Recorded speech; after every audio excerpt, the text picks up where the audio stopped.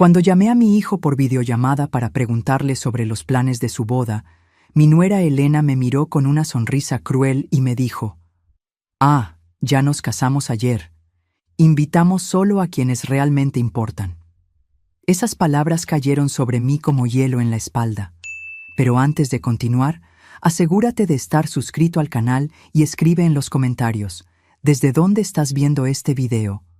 Nos encanta saber hasta dónde llegan nuestras historias. Me llamo Sonia, tengo 68 años, y descubrí de la peor manera posible que el amor y el dinero, cuando se mezclan, pueden envenenar hasta el lazo familiar más profundo. Durante 35 años, crié a mi hijo Carlos sola después de perder a mi marido en un accidente de auto cuando nuestro niño tenía solo 8 años. Ahorré cada centavo, trabajé en 2 empleos y renuncié a muchos sueños para darle una educación decente y un comienzo de vida cómodo. Carlos siempre fue un niño sensible e inteligente. Lo recuerdo a los 10 años, sentado en la mesa de la cocina, concentrado en sus tareas de matemáticas, preguntando si algún día podríamos viajar a la playa. Yo le prometía que sí, aunque sabía que ese dinero estaba destinado a sus libros escolares. Sus notas eran ejemplares, y cuando fue aceptado en la universidad, lloré de orgullo. Mi sacrificio había valido la pena. Él conoció a Fernanda durante el 2º año de la universidad. Ella era bonita, elocuente, y venía de una familia con dinero, o al menos eso era algo que siempre se encargaba de mencionar. Desde el principio, noté cómo le brillaban los ojos cuando hablaba de viajes internacionales y ropa de marca. Ignoré la incomodidad que sentía. Después de todo, mi hijo era feliz. La relación progresó rápidamente. Pronto planeaban vivir juntos, y fue entonces cuando las primeras emergencias comenzaron. El apartamento que habían alquilado necesitaba un depósito que no tenían. «Es solo por esta vez, mamá», me aseguró Carlos al pedirme $3,000. Los saqué de mi fondo de jubilación, el mismo que había alimentado durante décadas trabajando como enfermera. Una semana después de la mudanza, el refrigerador se descompuso. Otros $2,500 salieron de mis ahorros. Al mes siguiente, Fernanda perdió su empleo y necesitaban ayuda con el alquiler. «Solo hasta que encuentre algo nuevo», explicó Carlos. Así comenzó el ciclo que duraría 4 años, un patrón de emergencias que siempre terminaba con dinero saliendo de mi cuenta para ir a sus bolsillos. Durante ese tiempo, noté los cambios sutiles en el comportamiento de mi hijo. Las visitas se hicieron más raras y siempre coincidían con una nueva necesidad financiera.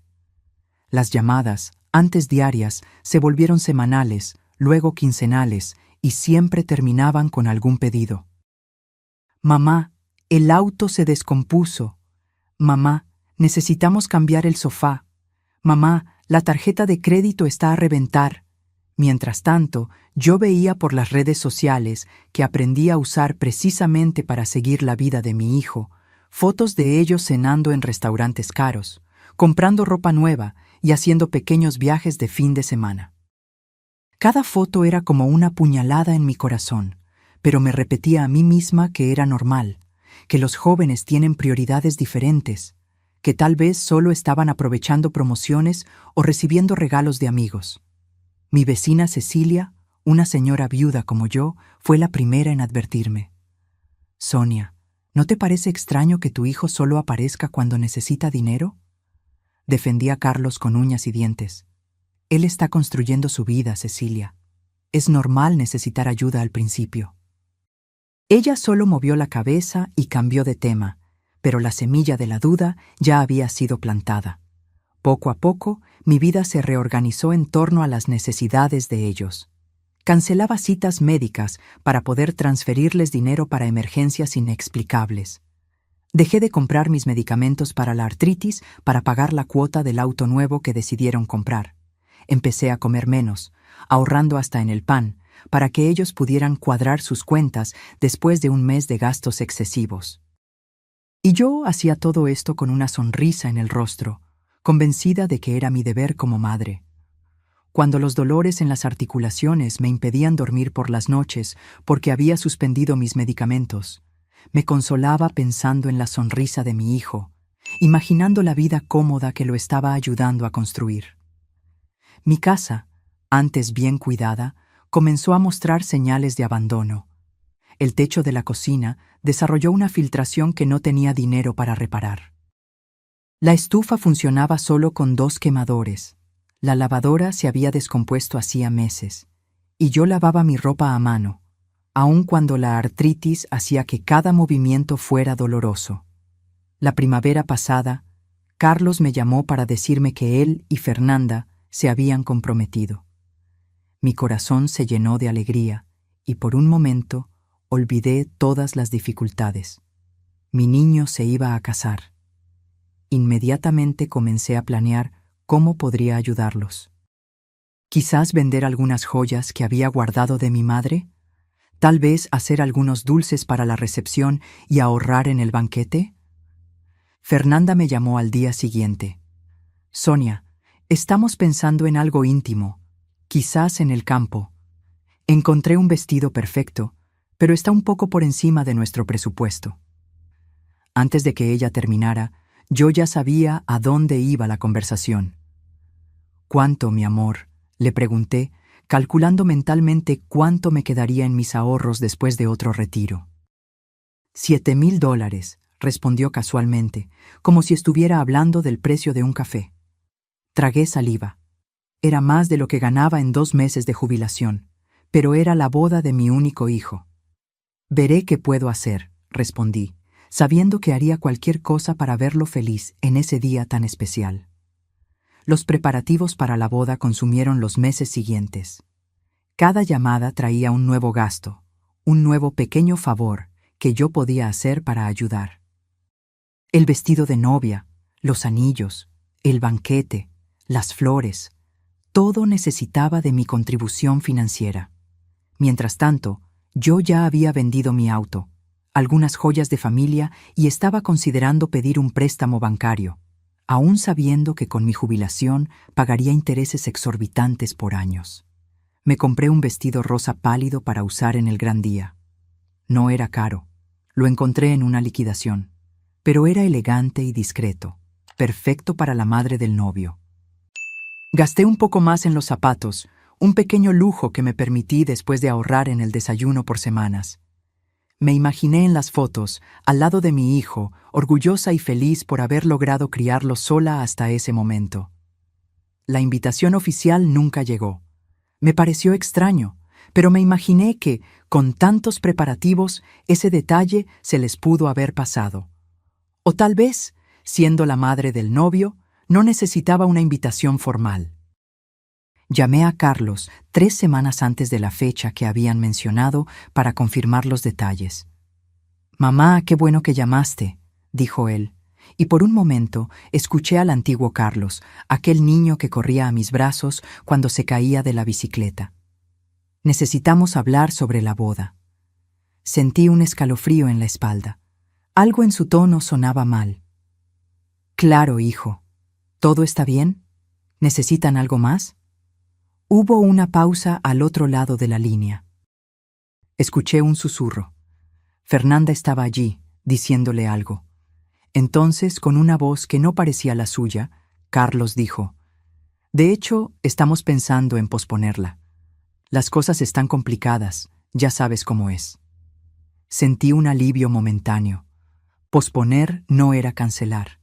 Tal vez se habían dado cuenta de que estaban gastando demasiado, de que necesitaban ser más responsables. «Claro, hijo, deben hacer lo que crean mejor. No se preocupen por mí».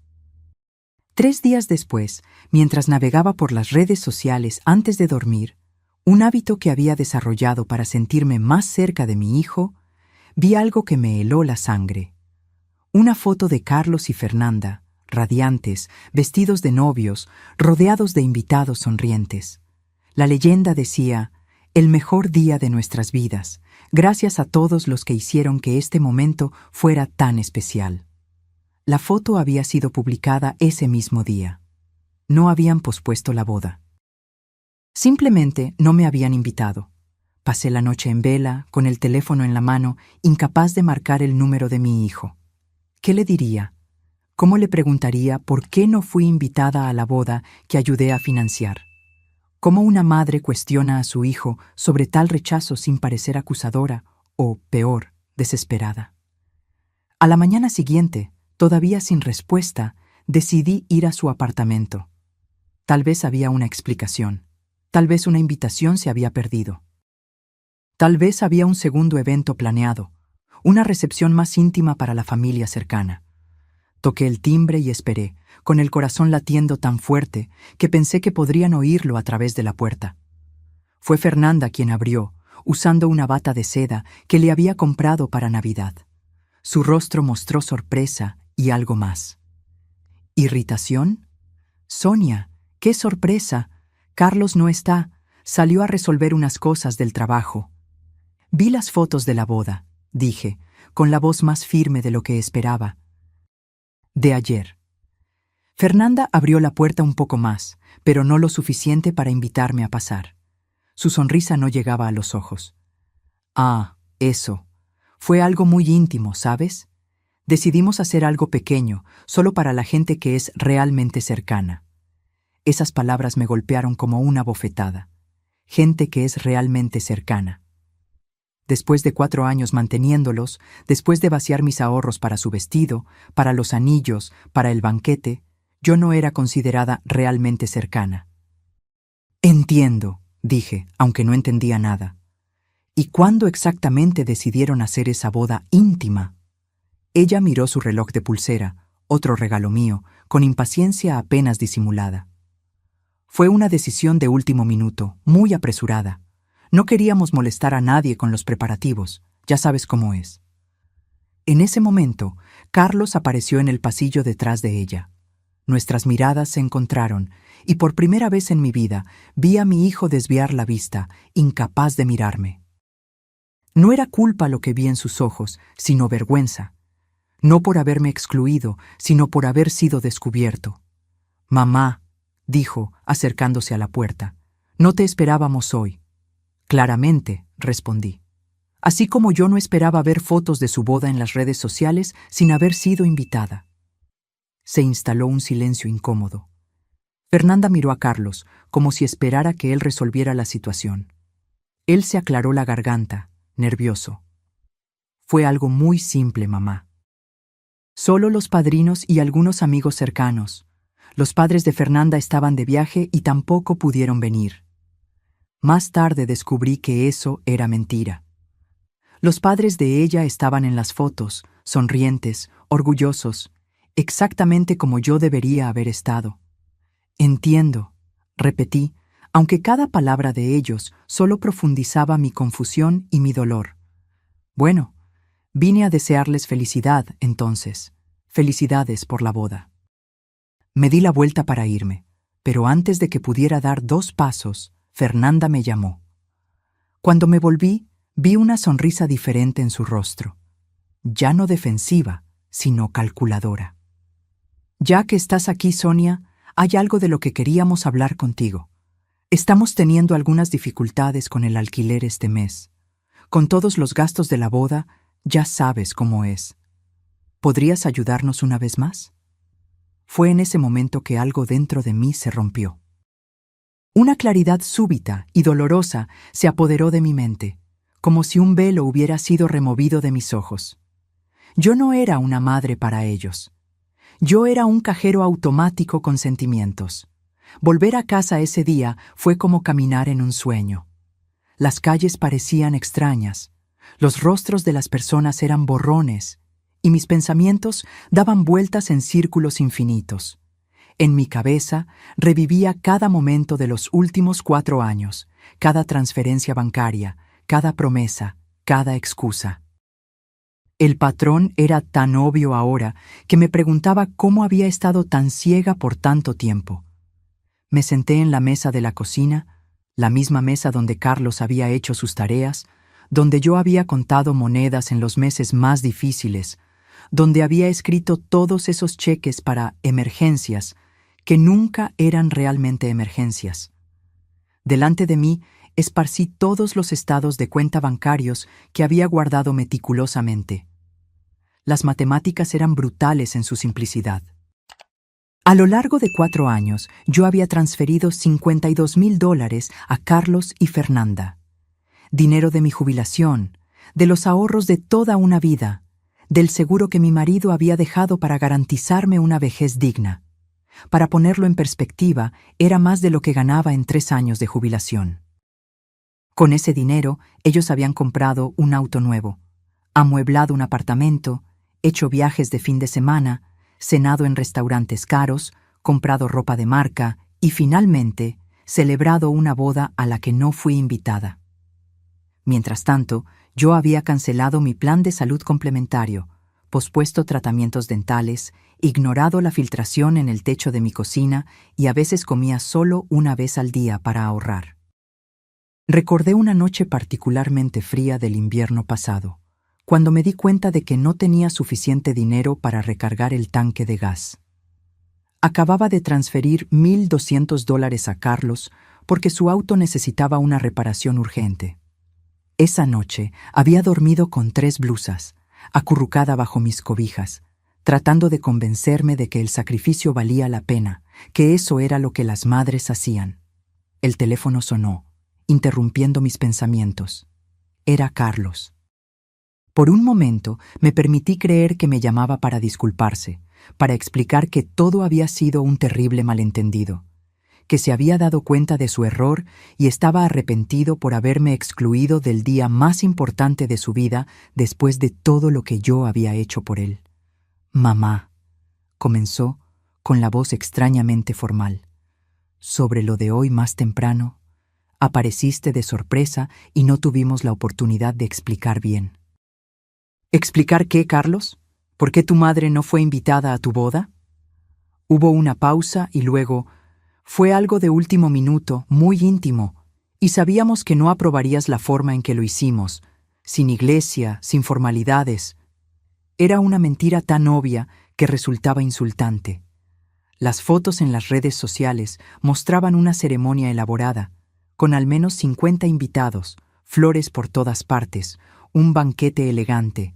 Nada de eso había sido improvisado.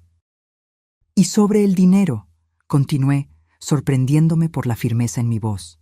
«El dinero que me pidieron para la boda que dijeron que iban a posponer, para el vestido de $7,000 que ayudé a pagar, para el banquete, para los anillos. Mamá, ¿sabes lo caras que son las bodas hoy en día? Hicimos lo mejor que pudimos con el presupuesto limitado que teníamos». Presupuesto limitado. Las palabras resonaron en mi mente como una broma cruel. Habían gastado más en la boda de lo que yo ganaba en un año. «Entonces, sobre el alquiler», continuó Carlos, como si estuviéramos teniendo una conversación normal, como si no acabara de confirmar que me excluyeron deliberadamente de su boda. «Estamos realmente apurados este mes. Prometo que será solo esta vez». Fue en ese momento que algo cambió dentro de mí. Un calor comenzó a extenderse por mi pecho. No era rabia, aunque había mucha de eso también, sino una sensación extrañamente liberadora. Era como si las cuerdas invisibles que me ataban a un ciclo destructivo se hubieran cortado de una sola vez. «No», respondí simplemente. «¿Cómo que no?» La sorpresa en su voz era casi cómica. «Ya no voy a transferirles dinero, no voy a pagar su alquiler, no voy a financiar su vida». «Mamá, no estás siendo razonable. Nosotros necesitan aprender a vivir con lo que ganan», lo interrumpí. «Necesitan entender que el dinero no crece en los árboles ni sale mágicamente de la cuenta bancaria de su madre anciana. ¿Esto es por la boda? ¿Estás haciendo un berrinche porque no te invitamos?» La acusación era tan injusta que me hizo reír, un sonido áspero y amargo que ni yo reconocí. «No, Carlos, esto es por 4 años de manipulación. Esto es por ustedes usándome como un banco mientras me tratan como a una extraña. Esto es porque finalmente me doy cuenta de que merezco más que esto». Él trató de argumentar, trató de hacerme sentir culpable, trató de convencerme de que estaba exagerando. Intentó todas las tácticas que le habían funcionado tan bien en el pasado. Pero algo fundamental había cambiado. El hechizo estaba roto. Cuando colgué el teléfono, Mis manos temblaban, pero no por miedo o duda. Era adrenalina pura, la sensación de haberme, por fin, liberado de un peso que había cargado durante tanto tiempo que había olvidado cómo era vivir sin él. Esa noche hice algo que no hacía en años. Llamé a mi amiga Elena, una colega enfermera con la que había perdido contacto cuando mi vida pasó a girar exclusivamente en torno a las necesidades de Carlos y Fernanda. ¿Sonia? Su voz estaba llena de sorpresa genuina. Dios mío, ¿cuánto tiempo? ¿Pasó algo? Y así, tomando un té en mi cocina con el techo con goteras, le conté toda la historia a Elena. Le hablé de los 4 años de préstamos que nunca fueron pagados, de la boda a la que no fui invitada, de la claridad súbita y dolorosa que había llegado cuando Fernanda, sin siquiera invitarme a entrar, me había pedido más dinero. Elena me escuchó en silencio, ocasionalmente moviendo la cabeza o apretando mi mano. Cuando terminé, suspiró profundamente. ¿Sabes qué es lo más triste de todo esto, Sonia? Ni siquiera es el dinero. Es el hecho de que tu hijo perdió la oportunidad de tener una relación verdadera contigo. La cambió por cosas materiales, por las apariencias, por una vida que claramente no puede costear. En los días siguientes, mi teléfono no dejó de sonar. Carlos, Fernanda, números desconocidos, probablemente amigos de ellos, instruidos para llamarme y tratar de convencerme de cambiar de opinión. Dejé que todos se fueran al buzón de voz. Necesitaba ese tiempo a solas para reorganizar mis pensamientos, para fortalecer mi resolución antes de enfrentar los inevitables intentos de manipulación que vendrían. El miércoles, una semana después del incidente de la boda, decidí que era hora de tomar medidas prácticas. Primero, fui al banco. El gerente, el señor Méndez, me conocía bien. Él había procesado innumerables transferencias a la cuenta de Carlos a lo largo de los años. Señora. Sonia, qué gusto verla, me dijo, levantándose para saludarme. ¿En qué puedo ayudarla hoy? ¿Otra transferencia para su hijo? No, señor Méndez. De hecho, vengo a cancelar todas las transferencias automáticas que tengo programadas para la cuenta de mi hijo. Y también me gustaría información sobre cómo proteger mejor mis ahorros. La sorpresa en su rostro fue momentánea, pero perceptible. Durante 4 años, yo había sido la madre dedicada que transfería regularmente dinero a su hijo, a menudo a costa de su propio bienestar. Este cambio repentino debió parecer completamente fuera de lugar. ¿Puedo preguntar si todo está bien, señora Sonia? ¿Hubo algún problema? Digamos solo que finalmente abrí los ojos, señor Méndez, respondí con una calma que me sorprendió. Y estoy aprendiendo a cuidarme a mí misma. Él asintió, sin hacer más preguntas, y procedió a cancelar todas las transferencias automáticas. También me orientó sobre cómo bloquear intentos de acceso a mi cuenta y me inscribió en un programa de notificaciones de seguridad para cualquier actividad sospechosa. Cuando salí del banco, me sentí extrañamente ligera. Era como si un peso enorme hubiera sido retirado de mis hombros, no solo la carga financiera, sino el peso psicológico de ser constantemente manipulada, de vivir con miedo a decepcionar, de sacrificar mi propio bienestar para sostener una ilusión. Mi siguiente parada fue un consultorio médico. Durante meses había pospuesto citas porque el dinero siempre estaba destinado a alguna emergencia de Carlos y Fernanda. Ahora, por fin, agendé todos los exámenes que había descuidado: densitometría ósea, mamografía, análisis de sangre completos, cita con un especialista para mi artritis. El médico frunció el ceño al saber que había interrumpido mi medicación para la artritis por razones financieras. Señora Sonia, esto es muy serio. Usted es enfermera, sabe que no se debe interrumpir este tipo de tratamiento. Lo sé, doctor. Pero a veces tomamos decisiones irracionales cuando creemos que estamos protegiendo a quienes amamos. Él me miró con comprensión y me recetó una nueva medicación, más moderna y eficaz. Esto debería ayudar con los dolores, pero no sustituye el tratamiento que usted perdió. Tendremos que monitorearla de cerca. Salí de la cita con una lista de exámenes para agendar y un nuevo cronograma de medicación. Por primera vez en años, mi salud se había convertido en una prioridad. Era una sensación extraña, casi como si estuviera haciendo algo prohibido. Tuve que recordarme repetidamente que cuidarme no era egoísmo, era una necesidad. Esa noche, Elena vino a cenar conmigo. Trajo comida, sabiendo que mi estufa no funcionaba bien, y una botella de vino. Nos sentamos en mi pequeño balcón, el aire de la noche suavizando el calor del día. «¿Cómo te sientes?», preguntó ella, sirviéndome una copa de vino tinto. «Extraña», confesé. «Culpable, aliviada, triste, libre. Todo al mismo tiempo». «Es normal. Estás pasando por el luto de una relación que creías tener, pero que en realidad nunca existió.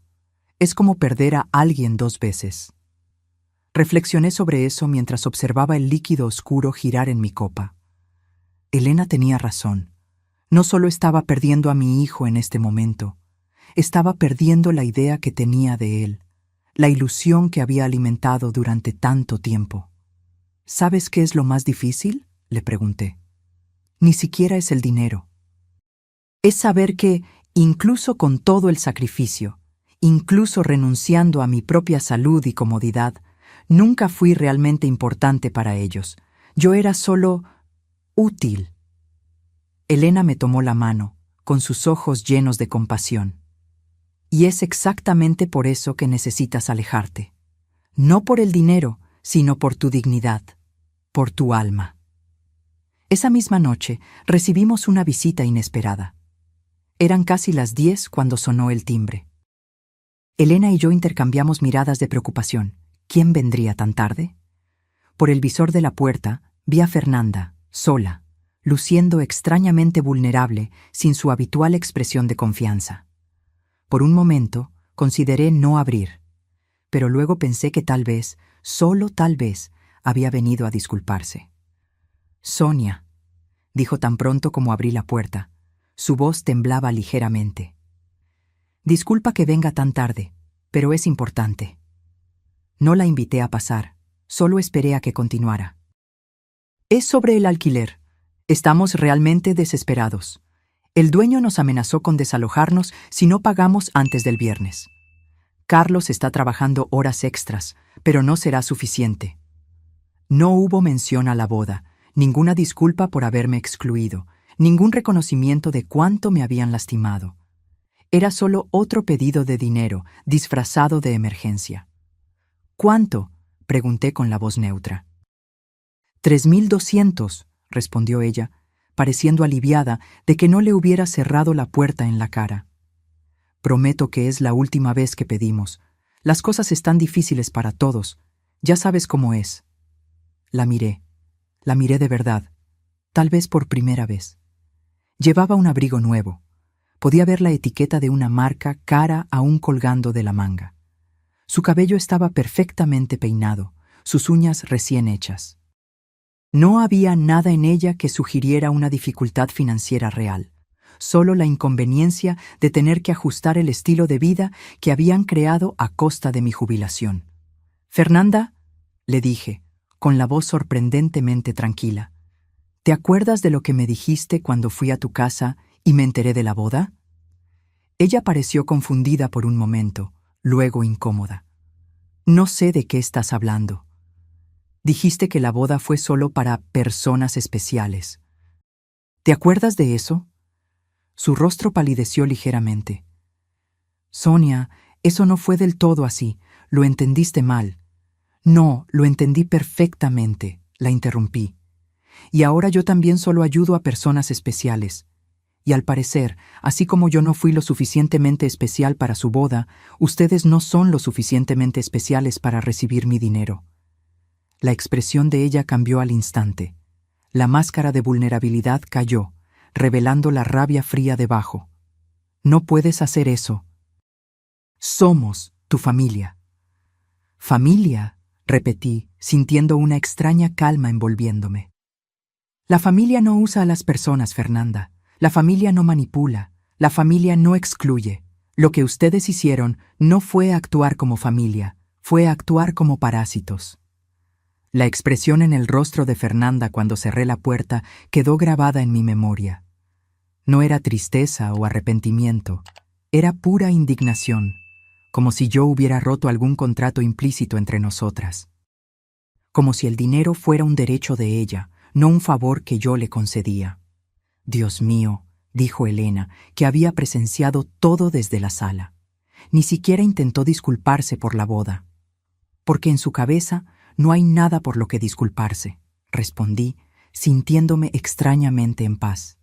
En su visión, yo soy solo un recurso para ser explotado, no una persona con sentimientos. Esa noche, después de que Elena se fue, me senté en mi cama y lloré. No por Fernanda o por su visita, sino por el hijo que había perdido. No por la muerte física, sino por la muerte de la relación, de la confianza, del respeto mutuo que ingenuamente había creído que teníamos. En los días siguientes, los intentos de contacto se intensificaron. Carlos llamaba constantemente, dejaba mensajes de voz que oscilaban entre súplicas y acusaciones. «Mamá, no puedes simplemente cortarnos así, de la nada», decía uno de los mensajes. «Tenemos cuentas que pagar, compromisos. Siempre nos has ayudado. No entiendo por qué estás actuando así ahora». En otro: «¿Esto es por la boda? Íbamos a contarte, pero todo pasó muy rápido. Estás siendo irracional». Y el que más me dolió: «Si realmente te importáramos, no nos dejarías en esta situación». ¿Qué clase de madre le hace esto a su propio hijo? Ese último mensaje me hizo sentarme en el sofá, sin aliento, como si me hubieran dado un puñetazo en el estómago. ¿Qué clase de madre hace eso? La pregunta resonaba en mi mente, mezclándose con otra, mucho más dolorosa. ¿Qué clase de hijo hace lo que tú me hiciste a mí? El sábado, 2 semanas después de cortar el apoyo financiero, recibí una visita inesperada. Estaba en la cocina, preparando un café, cuando sonó el timbre. Por el visor de la puerta vi a 3 personas: Carlos, Fernanda y un hombre mayor, de traje, que no conocía. Abrí la puerta solo unos centímetros, manteniendo la cadena de seguridad puesta. ¿Sí? «Mamá», comenzó Carlos, con su voz extrañamente formal. «Este es el doctor Figueiredo, es psiquiatra y está aquí para hablar contigo sobre tu condición». «¿Mi condición?», repetí, perpleja. El hombre de traje dio un paso al frente, sonriendo de una manera que pretendía ser reconfortante, pero solo me pareció condescendiente. «Señora, Sonia, su hijo y su nuera están muy preocupados por los cambios recientes en su comportamiento. Comportamientos impulsivos, paranoia, aislamiento social, son signos preocupantes que merecen atención profesional». En ese momento entendí el plan. No estaban allí para disculparse. Estaban allí para declararme mentalmente incapaz, para tomar el control de mis finanzas bajo el pretexto de estar protegiéndome. El shock dio paso a la indignación y luego a una calma gélida. «Doctor Figueiredo», dije, manteniendo mi voz firme. «Soy enfermera jubilada. Trabajé 30 años en el Hospital São Lucas, en la sala de geriatría. Conozco bien los signos de deterioro cognitivo y, afortunadamente, no presento ninguno. Lo que sí estoy presentando es un tardío, pero necesario, sentido de autoconservación». El médico pareció momentáneamente desconcertado, pero se recuperó rápidamente. «Señora Sonia, la negación es común en estos casos. ¿Tal vez podemos pasar y hablar más cómodamente?» «No será necesario. Si usted realmente está preocupado por mi salud mental, le sugiero que agende una cita apropiada en su consultorio, con hora y expediente. No a través de una visita sorpresa, acompañado por las personas que tienen un interés financiero directo en declararme incapaz». Fernanda dio un paso al frente, con su impaciencia visible. «Sonia, no tenemos tiempo para esto. No estás bien. Cualquiera puede verlo. Cortaste a tu propia familia por un malentendido sobre una boda». «No fue un malentendido, Fernanda», respondí tranquilamente. «Ustedes me excluyeron deliberadamente de la boda que ayudé a pagar, y luego vinieron a pedir más dinero como si nada hubiera pasado. Eso no es paranoia, son hechos». Carlos intervino, su voz oscilando entre la frustración y la falsa preocupación. «Mamá, estás confundida. Te explicamos lo de la boda. Fue algo pequeño, íntimo. Con 50 invitados, incluyendo a los padres de Fernanda», completé. «Vi las fotos, Carlos. Me mintieron, me excluyeron y luego siguieron mintiendo. Y ahora están tratando de declararme mentalmente incapaz porque corté el flujo de dinero». El doctor Figueiredo miró de Carlos a mí, claramente reevaluando la situación. «Señora Sonia, su hijo mencionó comportamientos financieros erráticos. Dijo que usted solía ayudarlos regularmente y de repente se detuvo, sin explicación».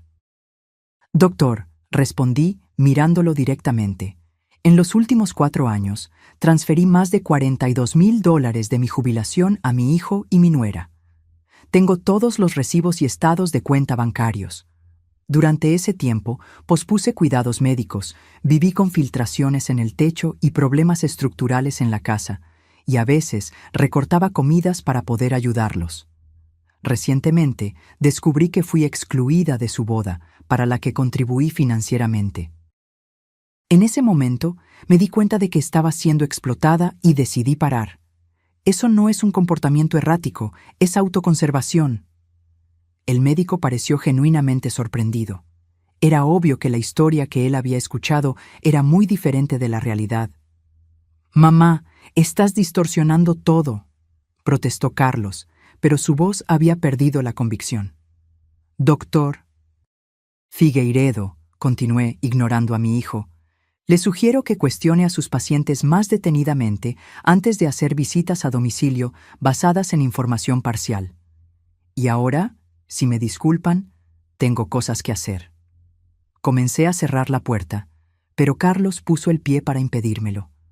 «Mamá, no puedes simplemente cortarnos así.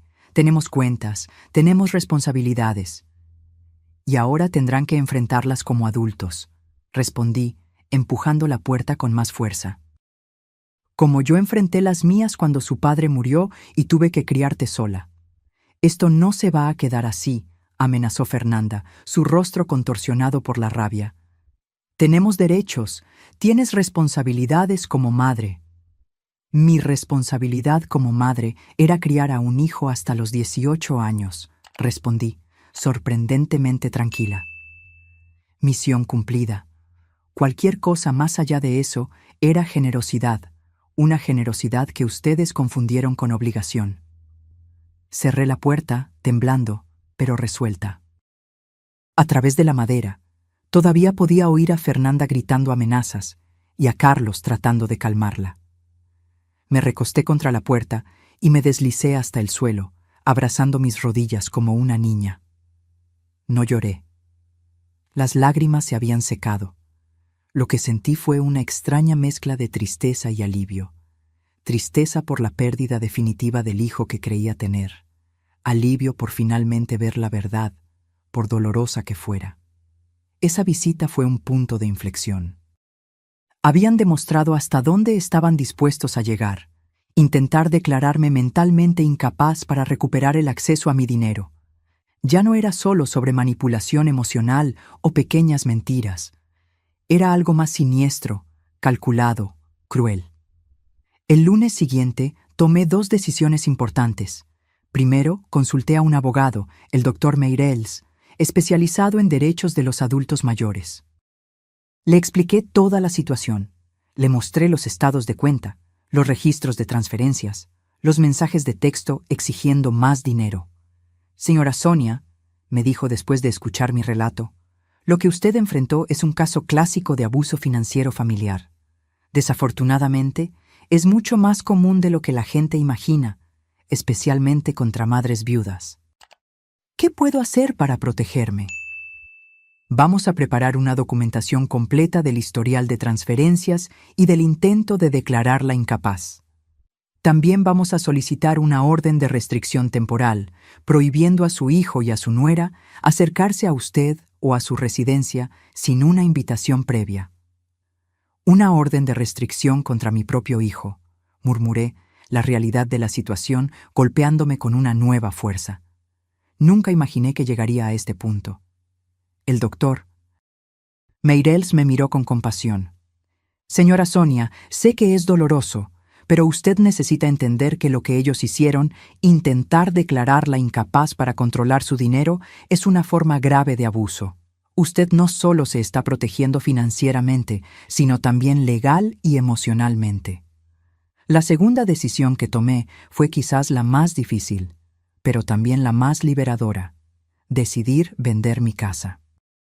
La casa donde había criado a Carlos, donde guardaba recuerdos de mi difunto marido, donde había pasado toda mi vida adulta. Era una decisión drástica, pero necesaria por varias razones. Primero, la casa se estaba deteriorando. El techo con filtraciones, el plomero problemático, el sistema eléctrico anticuado, eran reparaciones caras que yo había pospuesto durante años para poder ayudar a Carlos y Fernanda. Segundo, la casa era demasiado grande para mí sola y costaba más mantenerla de lo que podía permitirme cómodamente con mi jubilación. Y tercero, quizás lo más importante, la casa contenía muchos recuerdos dolorosos ahora, muchos fantasmas de un pasado que ya no existía. Encontré un pequeño apartamento en un barrio tranquilo, cerca del parque donde solía llevar a Carlos cuando era niño. Era una planta baja de 2 habitaciones, con un pequeño balcón y un jardín comunitario. El precio era razonable, y con la venta de mi casa tendría suficiente dinero no solo para comprar el apartamento de contado, sino también para crear un fondo de emergencia cómodo y tal vez incluso hacer un viaje, algo que nunca había hecho en mi vida. Cuando el cartel de "Se vende" fue colocado en el jardín delantero, sentí una punzada de nostalgia, pero también una extraña sensación de liberación. Era como cerrar definitivamente un capítulo de mi vida y abrir espacio para uno nuevo. La noticia de la venta llegó rápidamente a Carlos, como yo sabía que sucedería. Nuestro barrio era pequeño y la gente hablaba. Él apareció en mi puerta al día siguiente, solo esta vez, con el rostro como una máscara de indignación y preocupación. «Mamá, no puedes vender la casa», dijo sin siquiera saludarme. «Esta casa es parte de nuestra familia, es donde crecí, es donde vivió papá. ¿Cómo puedes simplemente deshacerte de ella?» «Buenos días para ti también, Carlos», respondí, manteniendo la puerta solo parcialmente abierta. «Y sí, puedo vender la casa, porque es mía. Tu nombre no está en la escritura. Pero algún día sería mía. Siempre dijiste que me dejarías todo a mí». Y ahí estaba, expuesto crudo, la expectativa de herencia que había teñido nuestras interacciones durante años. No estaba preocupado por los recuerdos familiares o por mi bienestar. Estaba preocupado por el patrimonio que creía que le pertenecía por derecho. «La casa necesita reparaciones que no puedo pagar», le expliqué con calma. «Es demasiado grande para mí sola y cuesta mucho mantenerla. Encontré un apartamento que se ajusta mejor a mis necesidades actuales». «Entonces déjanos vivir aquí», propuso, como si estuviera ofreciendo una gran solución. «Fernanda y yo podemos mudarnos aquí, cuidar la casa, hacer las reparaciones necesarias». «¿Y yo dónde viviría?». Él dudó solo por un segundo, pero fue suficiente para confirmar lo que yo ya sospechaba. No lo había pensado. O peor, lo había pensado y no le importaba. «Podrías quedarte en la habitación de atrás», sugirió finalmente. «O tal vez alquilar un lugar pequeño con el dinero que ahorrarías al no pagar las cuentas de la casa». Sentí una ola de náuseas. Mi propio hijo estaba sugiriendo que yo me mudara a la habitación de atrás de mi propia casa. O peor, que pagara un alquiler en otro lugar para que él y Fernanda pudieran vivir gratis en la propiedad que yo había ganado con décadas de trabajo duro. «La casa ya está en venta, Carlos. La decisión está tomada». «No puedes hacer esto», insistió, con la voz subiendo de tono. «Esta casa es tanto mía como tuya. Yo tengo derechos». «¿Qué derechos exactamente?», pregunté, sintiendo una extraña calma envolviéndome. «Tú no pagaste por esta casa, no la mantuviste, no contribuiste de ninguna manera a esta propiedad. Tus únicos derechos son los que te inventaste en tu cabeza». Él me miró como si yo fuera una extraña, como si no reconociera a la mujer frente a él. Y tal vez no lo hacía. La madre que él conocía, la madre que él había manipulado durante años, habría cedido, habría llorado, se habría sentido culpable. Esta nueva versión de mí, firme y resuelta, era una sorpresa para los dos. «Te vas a arrepentir de esto», me amenazó, con el rostro rojo de rabia. «Cuando estés vieja y sola, sin nadie que cuide de ti, te arrepentirás de habernos alejado». «Carlos», respondí, manteniendo mi voz firme a pesar del dolor que sus palabras me causaban. «Ya estoy sola. La diferencia es que ahora es por elección, no por negligencia. Y en cuanto a cuidar de mí, has demostrado repetidamente que solo te importa lo que puedes sacarme, no mi bienestar». Él se fue furioso, golpeando la reja con tanta fuerza que la bisagra se rompió, un elemento más para la lista de reparaciones que ya no tendría que hacer. Lo observé alejarse, sintiendo una mezcla de tristeza y alivio. Cada confrontación era dolorosa, pero también liberadora. Cada vez que me mantenía firme, mi nueva identidad se fortalecía. La casa se vendió sorprendentemente rápido, solo 3 semanas después de ser puesta en el mercado. El precio fue mejor de lo que esperaba, gracias a la ubicación privilegiada, a pesar de los problemas estructurales. El comprador era una joven pareja con una hija pequeña, exactamente como mi marido y yo habíamos sido cuando compramos la casa tantos años atrás. Había algo poético en ese ciclo, algo reconfortante. El día de la mudanza, Elena y algunas otras amigas que había reencontrado recientemente vinieron a ayudarme. Era una mañana soleada de sábado y había una energía de renovación en el aire. Mientras los encargados llevaban los muebles al camión, revisé la casa por última vez para asegurarme de que no se me olvidara nada importante.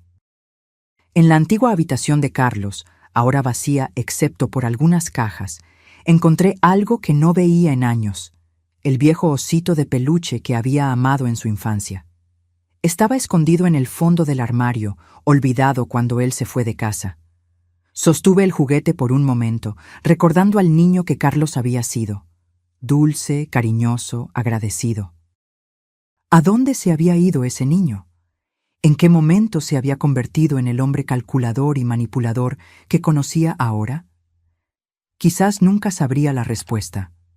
Tal vez la transformación había sido gradual, imperceptible, alimentada tanto por mis propias acciones, mi disposición a sacrificar todo por él, a nunca establecer límites claros, como por influencias externas como Fernanda. O tal vez ese niño dulce nunca había existido realmente, excepto en mi mente de madre, eternamente dispuesta a ver lo mejor en su hijo. Puse el osito de peluche en una de las cajas destinadas a la donación. No tenía sentido aferrarme a los recuerdos de alguien que ya no existía. Era hora de seguir adelante. Cuando cerré la puerta de la casa por última vez, entregando las llaves al agente inmobiliario, sentí una ola de emociones contradictorias. Nostalgia por los años buenos, tristeza por los recuerdos perdidos, alivio por dejar atrás el escenario de tanta manipulación y dolor. Pero sobre todo, sentí esperanza, un sentimiento que se había vuelto extraño para mí en los últimos años. Esperanza por el nuevo capítulo que estaba a punto de comenzar. Esperanza por una vida más simple, más auténtica, rodeada de personas que realmente se preocupaban por mí. Esperanza por un futuro donde yo era la protagonista de mi propia historia, no un personaje secundario en la historia de Carlos y Fernanda. Mi nuevo apartamento era pequeño, pero luminoso y acogedor. Las paredes recién pintadas de un amarillo suave traían una sensación de calidez y novedad. El balcón daba al jardín comunitario, donde los adultos mayores jugaban dominó los domingos por la tarde y los niños jugaban bajo la atenta supervisión de sus padres. Era un lugar vivo, lleno de posibilidades.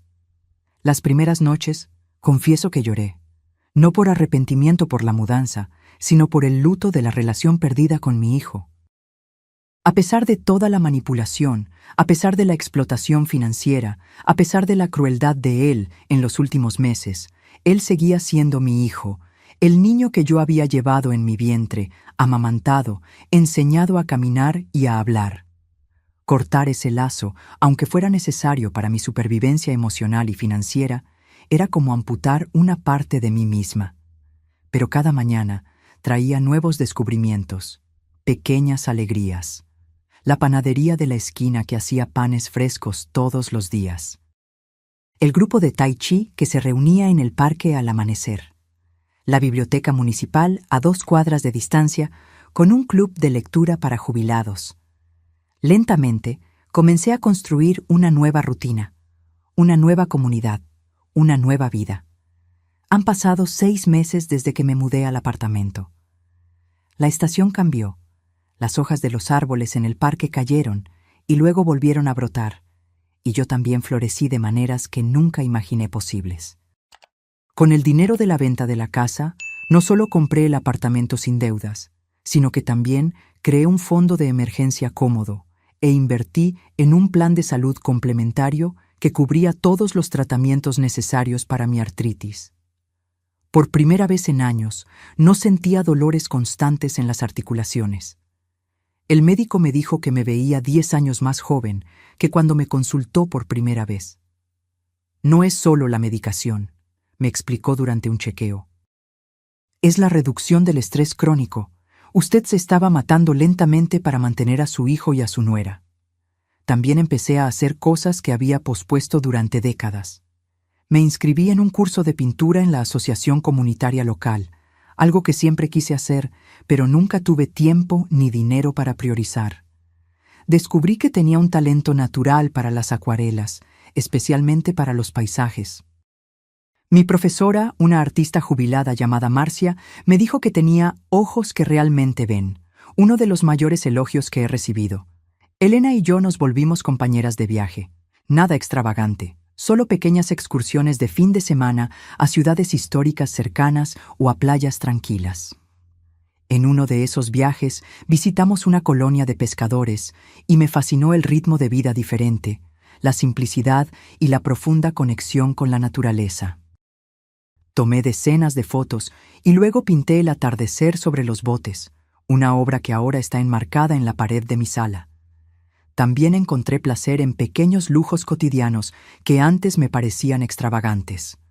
Una taza de café especial comprado en grano, un buen libro adquirido en lugar de prestado de la biblioteca, un masaje terapéutico mensual para ayudarme con la artritis. No eran gastos excesivos, seguía viviendo dentro de mi presupuesto, pero eran pequeñas gentilezas conmigo misma, recordatorios de que mi comodidad y bienestar importaban. Carlos intentó contactarme algunas veces en los primeros meses. Los mensajes siempre seguían el mismo patrón. Comenzaban con falsas preocupaciones sobre mi salud o adaptación al nuevo apartamento. Rápidamente evolucionaban a menciones casuales de dificultades financieras y terminaban con pedidos directos de dinero. Cada vez yo respondía educadamente que estaba bien, pero que no podría ayudar financieramente. Eventualmente, los mensajes se detuvieron por completo. A través de conocidos en común, supe que se habían mudado a un apartamento más pequeño y barato. Fernanda, por primera vez desde que la conocí, había conseguido un empleo estable como recepcionista en una clínica. Carlos estaba trabajando horas extras en la empresa. Estaban viviendo de acuerdo a sus propios medios, como los adultos deben hacerlo. Un domingo por la mañana particularmente hermoso, mientras tomaba café en mi balcón, observando a los pájaros en el jardín comunitario, sonó el interfono. Era el portero del edificio. «Señora Sonia, su hijo está aquí. ¿Debo dejarlo subir?» Mi corazón se aceleró.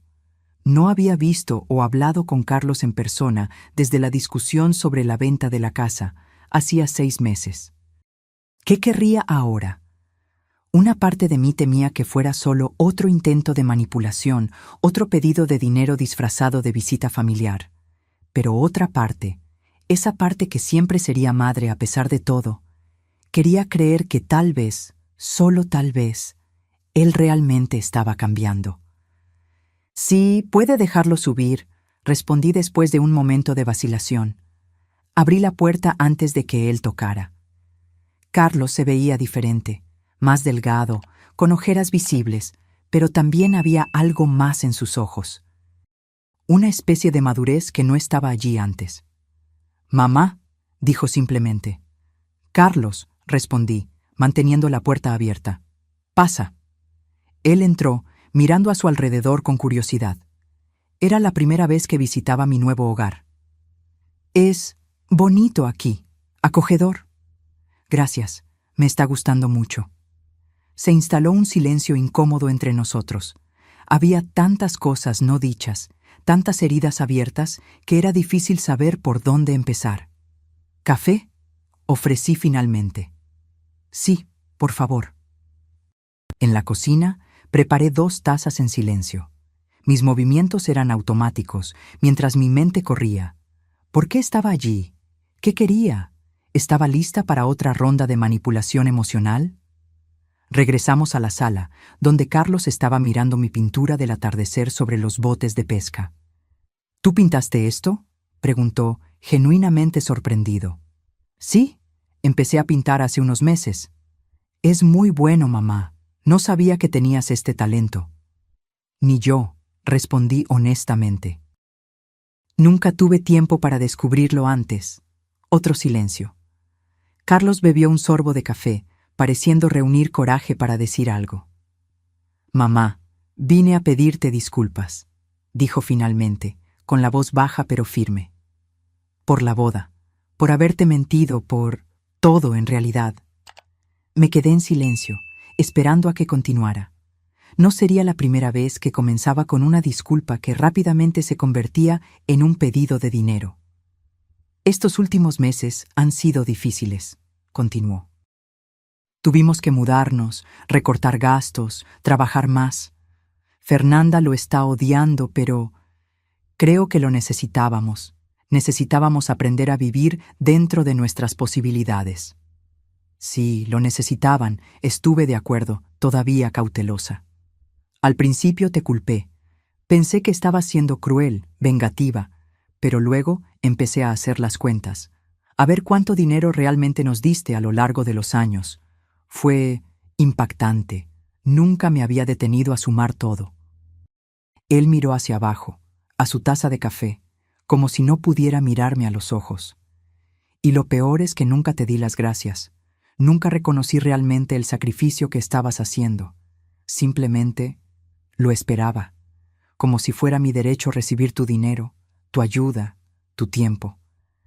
Sus palabras me conmovieron profundamente, pero años de manipulación me habían vuelto cautelosa. ¿Qué cambió, Carlos? ¿Por qué este súbito momento de claridad? Él suspiró. Fernanda está embarazada. Ah, ahí estaba. El verdadero motivo de la visita, el verdadero motivo de las disculpas. Una vez más, necesitaba algo de mí. «Felicidades», dije, manteniendo mi voz neutra. «¿Para cuándo es la fecha prevista?» «Para dentro de 7 meses, y antes de que preguntes, no vine a pedir dinero. Sé que es lo que debes estar pensando, y no puedo culparte, pero no es eso». «Entonces, ¿qué es, Carlos?» La perspectiva de convertirme en padre me hizo reevaluar muchas cosas. ¿Cómo te traté? ¿Cómo espero que me trate mi propio hijo o hija? Me di cuenta de que no quiero criar a un niño que me vea solo como una fuente de dinero o recursos. Quiero criar a alguien que me respete, que me valore por lo que soy, no por lo que puedo darle. Hizo una pausa, respirando hondo. Y para hacer eso, necesito ser ese tipo de persona también. Necesito demostrar ese tipo de respeto, empezando contigo. Sus palabras sonaban sinceras, más genuinas que cualquier cosa que me hubiera dicho en los últimos años. Aún así, había una voz cautelosa dentro de mí, recordándome todas las veces que fui manipulada, todas las promesas vacías. Eso suena muy bonito, Carlos, pero las palabras son fáciles. Lo que realmente importa son las acciones, la consistencia.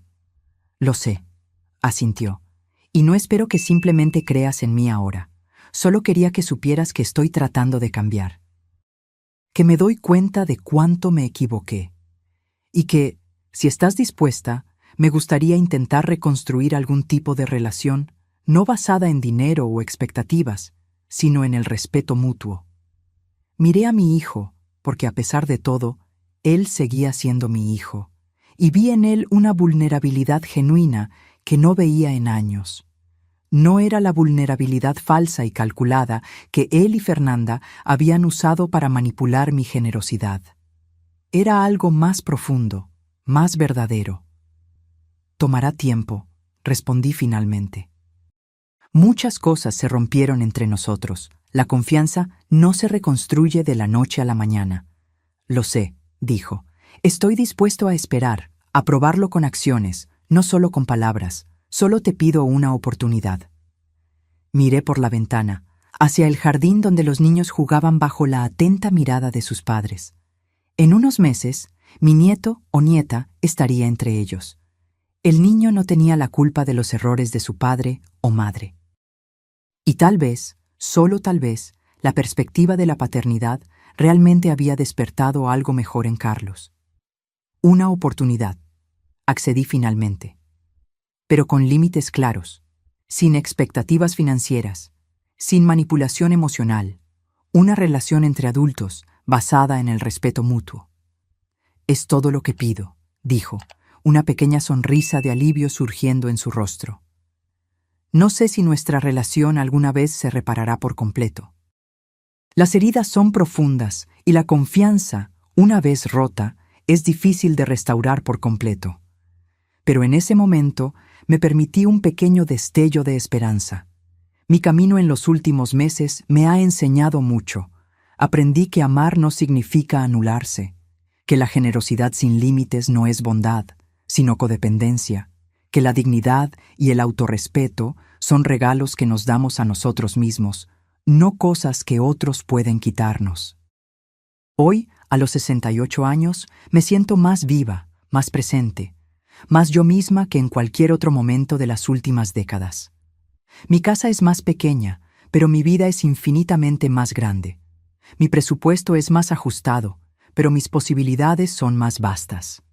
Mi círculo social es más restringido, pero mis conexiones son más profundas y auténticas.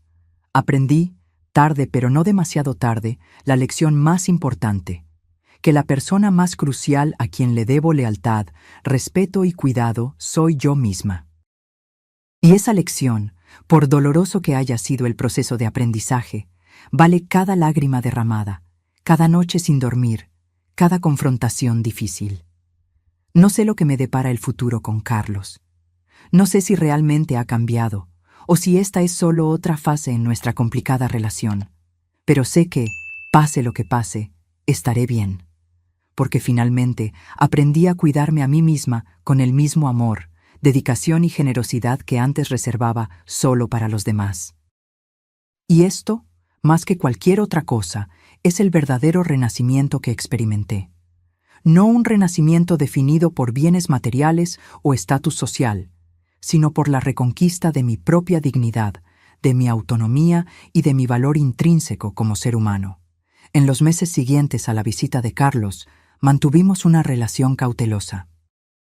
Almuerzos quincenales en lugares públicos, conversaciones superficiales al principio, profundizando gradualmente a medida que la confianza, lentamente, comenzaba a reconstruirse.